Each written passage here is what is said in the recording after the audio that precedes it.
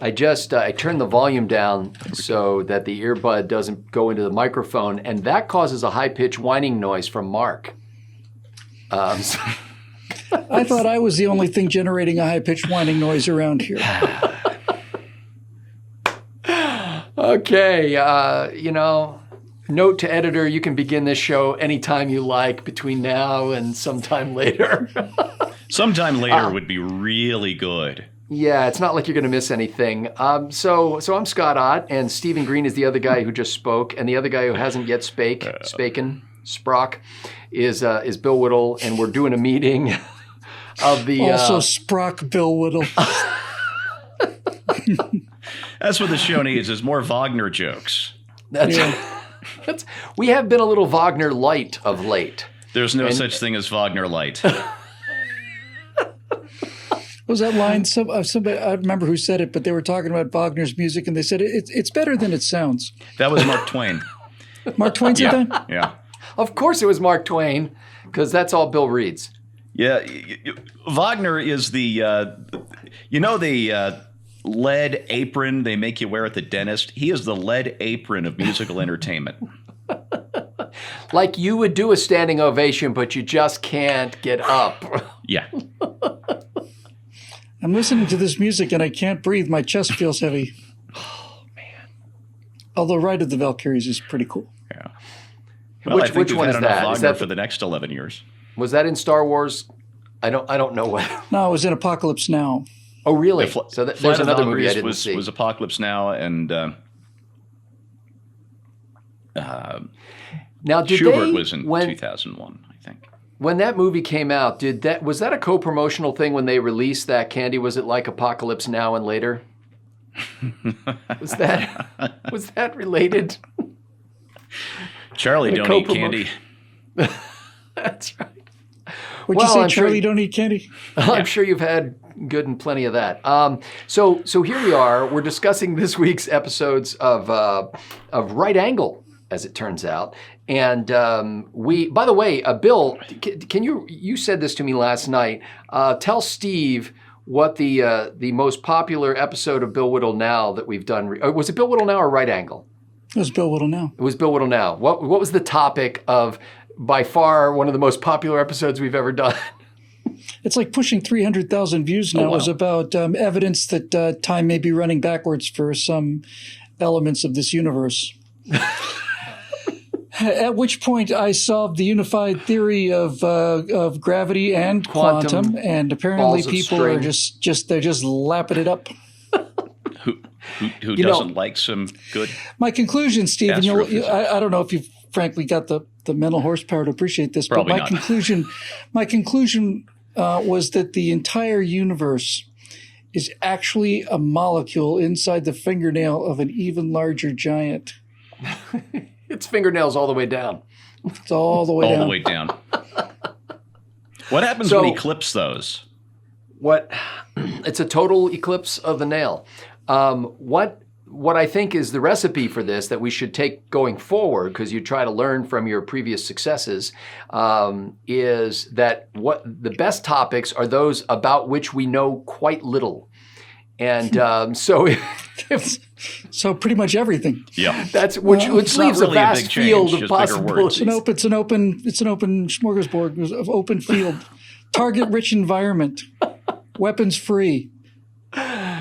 So that's why I brought up this topic, because this week I get to host 2 episodes, and one of those episodes, which I'd like to do for the we here Inside Baseball, boys and girls. This episode would be called O, which stands for Ott, and then there's another episode which will be called M, which doesn't stand for anything. It used to stand for members. Used to stand for members. Now it stands for meh. I predict that somewhere around the 7-year mark, Steve will stop referring back to what that used to stand for, but I doubt it. Not this day. But it is not this day. But it is not this day. That's right. This day, we blather. Okay, so here's the thing. There is a Texas Congresswoman named Representative Sylvia Garcia. Democrat of Texas, and there are some of those here. She has introduced legislation that is under, hang on a second, I want to fast forward my little notepad. Here it is. This is H.R. 7505, and with the crisp and clever headline, this is to prohibit the president from deploying any strategic weapon such as a nuclear bomb for purposes of altering weather patterns or addressing climate and for other purposes. Well, finally, somebody has the nerve to stand up to Donald Trump and his nuclear weapons of weather change and whatnot. So what I'm not clear on in the headline here, because again, catch this, to prohibit the president from deploying any strategic weapon such as a nuclear bomb for purposes of altering weather patterns or addressing climate change and for other purposes. Does she mean that this bill has other purposes, or that they want to stop him from using a nuclear bomb for other purposes? Let's say you want a really big hole, and you want it in a hurry. You know, decades ago, there actually were people who were proposing using nuclear weapons as a landscaping tool. I kid you not. They not for talked like about your backyard. They talked very seriously about it in India in the 60s for rerouting some rivers or damming some rivers or whatever the hell it was they wanted to do. And thank God they gave that up. Confounded Smithers, what's the point of having a thermonuclear weather control machine if we're not allowed to deploy it at our leisure? It's those pesky Himalayas. You know, I wouldn't be so winded if I didn't have to walk over those. If I could just... Pesky Himalayas is probably my favorite Hindu punk band. That's right. They warmed up for Talking Heads at CBGB in '79. Yeah, that's a good show. So anyway, so that is one of my topics. Now she's actually, by the way, so far co-signatories, co-sponsors of House House Resolution 7505. None. But she is on, she did sign a letter. And after all, that's what we pay $174,000 a year to a congressman to do, is to sign letters.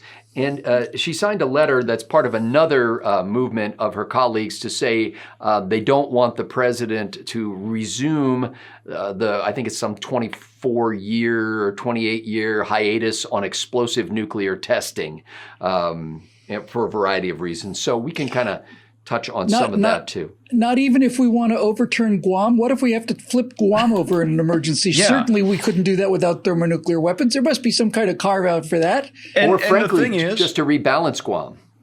I elected what if it Trump. flips over like what's his name said? I voted for Trump because of his platform of weather change via nuclear explosion.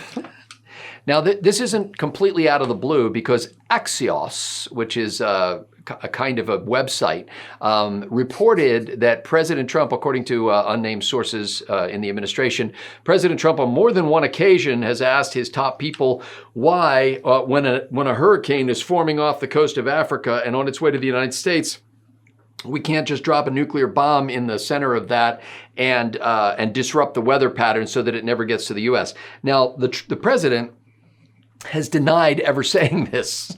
But that doesn't keep Representative Garcia from just taking every reasonable precaution to make sure that the thing that the president says he didn't say, he doesn't get a chance to act on.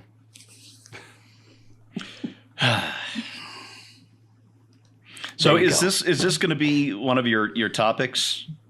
Oh, please. What, are you suggesting there's not enough substance there for a topic? No. Please. We could have so much fun with that. Yeah, that's actually that's one of my topics. And the other topic, moving on, is a guy named Ruben Diaz, specifically Ruben Diaz Sr., who is a Democrat candidate for Congress in New York. He's a Democrat. He's kind of a dino, though, in the view of other Democrats. He is pro-life.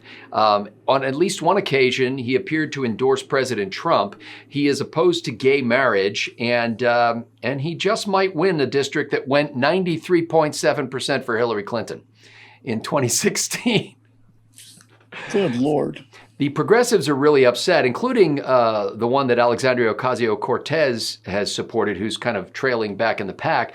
But basically, the guy who's in second place for the June 23rd Democratic primary, which in that district is the election, Yeah.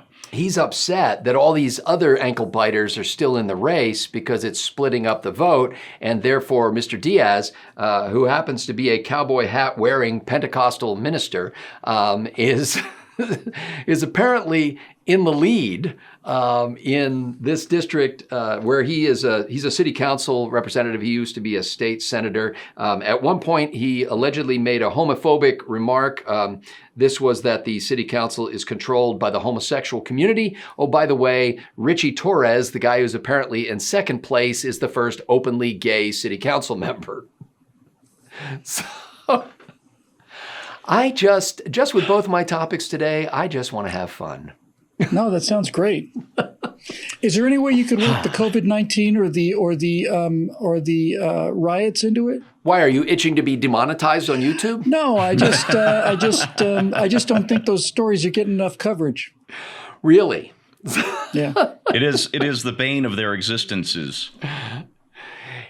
And in response to that, I will quote Mr. Bain and say, "It would be extremely painful for you. For you. So that is like my favorite line, I think, in all moviedom. I think that may be the Bain's best. voice is one of my favorite things in the entire universe. The Bain voice is just fantastic. Anybody who does a great Bain impression has got my full support. Yeah, and you forced me to watch that Bane Cat video series, and that was very funny. So, That was really funny. but how did he get the mask on the cat? That's right. It was born that way. Okay, so I was born this way. So it would be extremely Grew painful. up with this mask. That's right. So anyway, those are my two topics for this week, and one of them. Oh, by the way, I should give a hat tip to one of our members. The topic that Bill and I recorded on the Bill Whittle Now episode. I wish I could remember which member. You know who you are, so just thank yourself on behalf of me. But I think his name is Bob. And Bill. But he was one of the ones who suggested the idea of talking about the Minneapolis City Council supermajority that now is in favor of defunding the police. So anyway. Abolishing. So that's, yes, well, defunding them or abolishing them through the budgetary process. In other words, defunding them, since they're just, that's what they have power to do, they think. But anyway, that's a topic we've already covered and is on a show that you can watch on the internets. Stephen Green, how would you like to be remembered for this week's episode of Right Angle? I would like to talk about a subject near and dear to my heart, and I'm not kidding about this. Looney Tunes. Okay, what precipitated this? They haven't made one of these in 50 years, right? Steve already told me that there was a big windstorm last night. Steve, did the merry-go-round break down? I got maybe 3 hours of sleep last night. I'm so beat. They're rebooting Looney Tunes. Warner is, and as you know, Warner is part of the AT&T infotainment complex. Oh, and this is not possible. Yeah, not only are they rebooting Looney Tunes with something like 200 new shorts, I think is the plan, but they're taking the guns away from Elmer Fudd and Yosemite Sam. Yeah, of course they are. Yeah. But here's where it gets really weird. I thought, oh no, they're going to turn the Looney Tunes characters into Smurfs where everybody just gets along and take all the looniness out, right? No, they're still going to blow each other up. They're still going to set booby traps and try and kill one another, just no guns. So the Al-Qaeda method of killing is still preferred. That's fine. You can have all the mock comedic violence you want, but no guns. You know, maybe I predict stellar success until some right-wing group starts to lobby for the national right to conceal carry C4 or something. Right. Oh, let me tell you what they're doing with Elmer Fudd, and maybe I should have Mark grab a clip of this because it's on YouTube and we'll be talking about it. So this is totally fair use. You're thinking to yourself, "Gee, self, how is Elmer Fudd going to hunt rabbits and ducks without his shotgun?" Slingshot? Have a hard trap? They've given him a scythe. A what? A scythe. A scythe. A scythe. So you've got the How psychotic freaking looking horrible hunter. is that? This he's is like a real deaf video. now? I have to The show world's this to gone you. barking mad. It looks like an 80s slasher movie done by hippies on acid. Yeah, you wonder why some things are acceptable, grotesqueness and violence, but others are not. And I grew up on Looney Tunes. I Me love too. these guys. Every Saturday morning and most afternoons after school, it was Looney Tunes. Yeah, And Bugs Bunny Roadrunner show was just classic. that was Saturday mornings, and then there was some like Looney Tunes half hour whatever on in the afternoons after school. And I grew up on this stuff, and they were so great. And there's no need to reboot them at all. The originals are so great, and they were original for their time. Nobody had ever done anything that madcap before. And now just more, only weirder. They did like it was still quite a long time ago. They did the original Roadrunner series, and then some time went by, and then they tried to do a second set of them. And the way you can tell is that Wile E. Coyote's eyes are yellow in the second set. Doesn't look right, and it's not nearly as funny. It's got a couple that are okay, but it's nothing like Earthquake Pills or any of that stuff. I always wanted one of the Acme instant manholes. I thought I think it was National Lampoon or it was Harvard Lampoon. One of those guys wrote a case where it was the suit. It was like a lawsuit brought against Acme products by Wile E. Coyote. They're very serious, very serious. Nice. That's brilliant. Oh, that was there were. In fact, just the other day, it's like the literature of my youth. Like just the other day, I was quoting something. I forget who was talking about some serious issue, and I conjured the episode of Bugs Bunny where they were trying to put a highway over his warren, and he was resisting it, and so they personified the entire sort of effort to build this highway in one construction worker. This one guy who kept coming in and trying to get Bugs Bunny to move, and eventually, exploded a bomb, which Bugs Bunny had managed to kind of coat his whole tube-like warren in titanium, and it just made things better for him, and they built the highway around the hole. Yeah, didn't they just like have a horseshoe in the middle of the highway, avoiding his rabbit hole? Sorry for the spoiler. That's great there. stuff. Great stuff. Spoiler alert. That, and if you've ever seen the when Bugs Bunny conducts the opera singer, oh my goodness, classic. I killed the wabbit. Well, that keeps doing this, and then the guy's bow tie pops, and he turns red in his face. That's right. So this is Green's episode is rebooting Looney Tunes. Who knows? Maybe it'll be fantastic. I wrote about this yesterday for PJ Media, but it's behind the VIP paywall. So if you want to borrow the headline, maybe no one will notice. It was Wascally gun grabbers come for Elmer and Nice. And Yosemite Sam. What's Yosemite Sam going to do without his pistols? I can't even Is he imagine still going to that. have cannons that he fires at Bugs? Because remember the pirate episode? Yeah, Bugs would have Where Yosemite too. Sam was a pirate, and he's shooting cannons at Bugs. I suppose that's still okay. He'll probably be shaking celery at him or something, like that. Bugs would definitely have to keep some cannonball salve on hand if they were still doing that. Because, the one thing that all murderers have in common, really, when you get down to it, if you do the interviewing in prison, it's not lack of fathers or racial or economic. It's obsessions with Yosemite Sam that they're basically copycat killers. They go into a school, they kick the door down, and they go, "What's up with you varmints?" and dance around a little bit. They grow You picture them in giant counseling. mustaches. That's right. You picture them in counseling. The psychologist said, "What do you think first drove you to use weapons in a violent manner?" And the guy who's, in awaiting trial goes, "Reckon, frickin', frickin', frickin', frickin', frickin', rabbit." Okay. They were Well, that's great that. stuff. I'm looking forward to the nostalgia, but not the looking forward to the new episodes. Yeah. Although I am thinking, after now binge watching many episodes of The West Wing, I would like to write like an updated version of The West Wing. You know, all the people who were consultants on that show were like Clinton White House people. Yeah.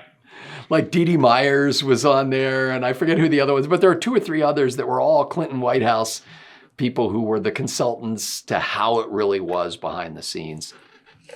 Okay, Bill Whittle, Yes. you go last because it's the place of honor. In the talk, all this talk about defunding the police and new policing methods and so on, who would have thought that San Francisco would have come up with this? Well, it's a progressive city, so they're trying a progressive new idea. And this is, you want to talk about radical. You defunding the police, abolishing the police, those are mild compared to what San Francisco is considering doing. Here's the headline. San Francisco may stop hiring cops with records of misconduct. That's a new thing. Actually sounds really smart. Radical proposal.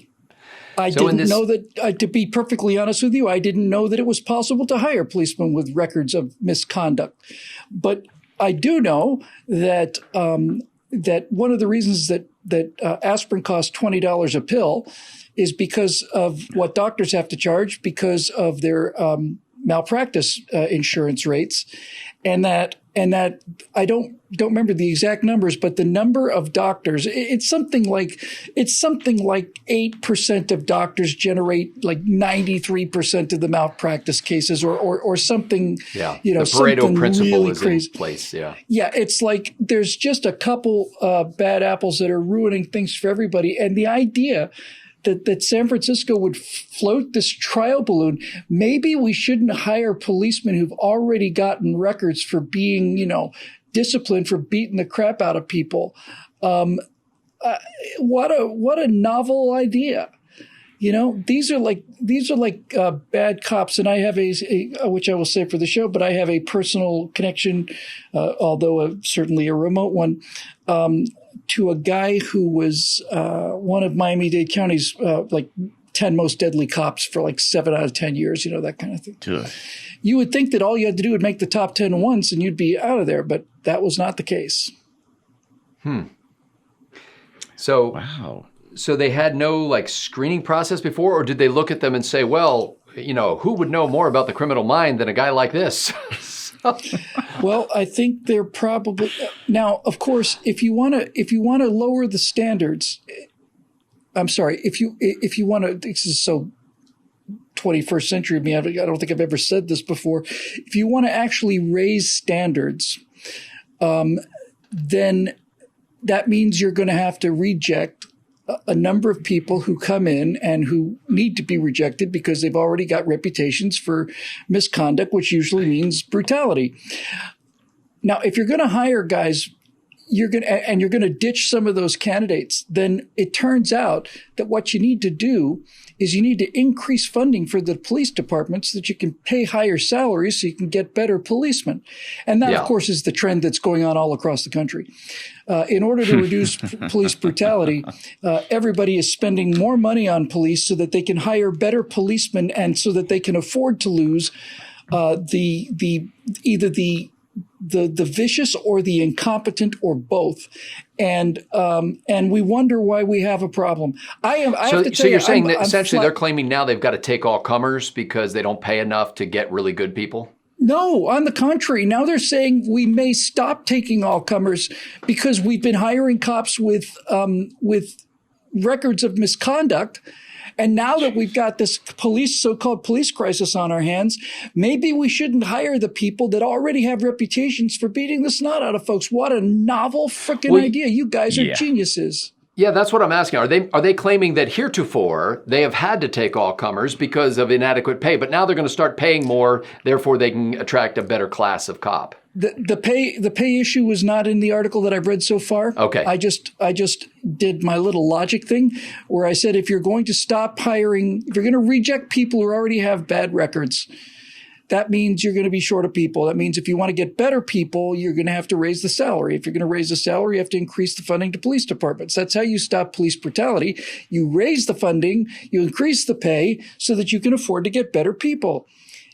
This is a fairly straightforward kind of a thing to me, but it doesn't seem to be catching on nationwide in terms of the logic of it. That's kind of the thing what you I want hear to get to.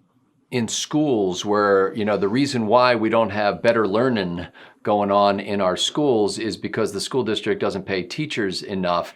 And, 70% of the school budget is, like any budget for any organization, is personnel. So if you paid teachers more, you would attract better teachers and they would stay on the job. I have an alternative theory, which is pay them the same as they're getting now, but lock the door on the teacher's lounge so that the rookie teachers don't get subjected to what they hear the veteran teachers talking about in the teacher's lounge, and they'll stick around longer because they Fire won't know. about 3 layers of administrators. Yeah. I have an idea about increasing retention for teachers.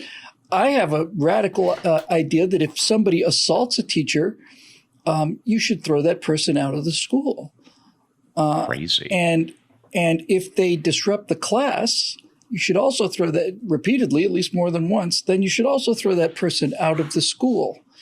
But that would be cruel to that person. You see, that would deny them an education. So what we have to do is we have to allow them to remain in class so that they can deny 40 people an education. Everybody in education, yeah. Okay, there we have it. So, so we've got all our topics. We've got Nuke the Hurricane. We've got the congressman running in New York. We've got the Looney Tunes reboot, and we are not congressmen, but hope to be congressmen. And San Francisco, who is going to stop hiring officers with records of misconduct. What could possibly go wrong? For those of you who aren't getting your full diet this week on Right Angle of either COVID-19 coverage or coverage of the George Floyd protests, I refer you to everything we've done for the last 3 months.